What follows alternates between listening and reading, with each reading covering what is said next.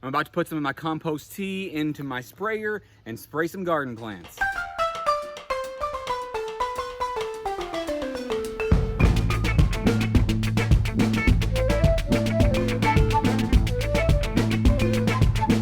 I've had this in here with the rabbit manure, the comfrey, and the other weeds for a few days, and let me tell you, it's a little smelly. Anytime that you get near it and you stir it around, especially when you stir it around, you can smell it. It's only probably about 60, 75 feet or so from the house. I can't smell it from the house, so it's not a concern as far as that goes.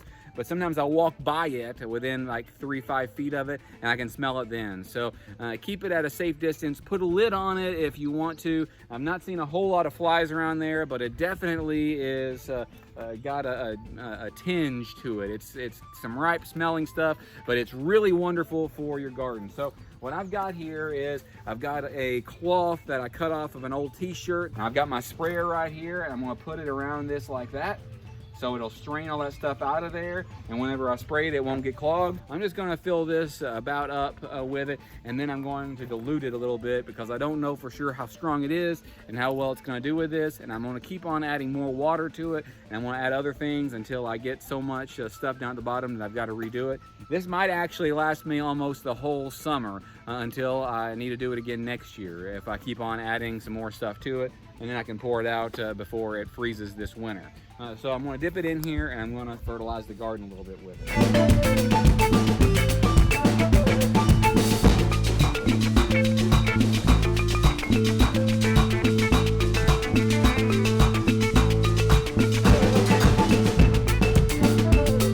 I'm actually going to do it a second time.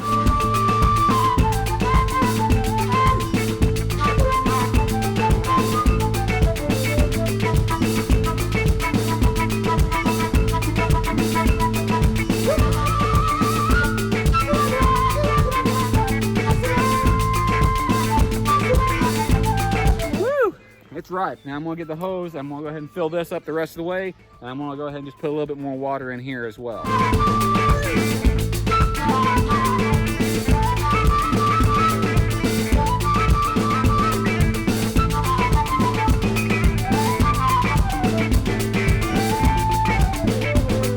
right, can you see the color of it? It's kind of dark. We're gonna put it on the plants. I'm just gonna do a little bit at a time.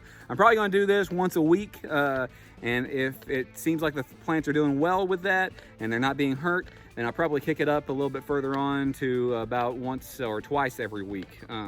Because this is diluted. This has only been in there for a couple of days anyway, so we'll just see how it goes. These are the pumpkins that I planted early on, that a few of them were killed by the frost. They're looking pretty good.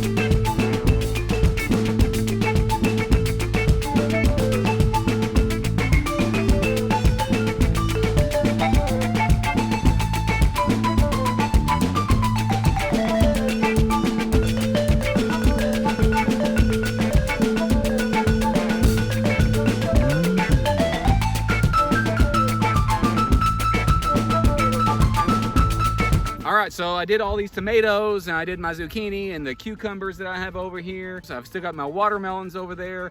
I'm gonna come over here and I'm gonna do these tomatoes that I have that I planted next to the pumpkins at 300-foot row, if you remember that. And I'm gonna do the pumpkins as well. This seems to be super easy. A little bit goes a long way. I use for just this section over here, probably, I think this is 2 liters. I don't know, 2 gallons. I use probably just over a gallon, but it's supposed to be really great and fertile stuff. and I made it right here with things that I had.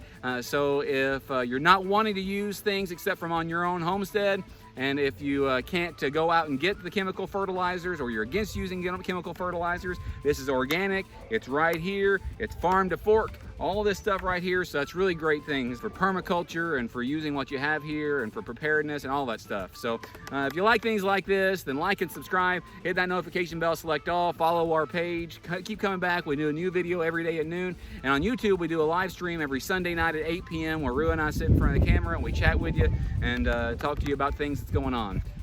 Thanks.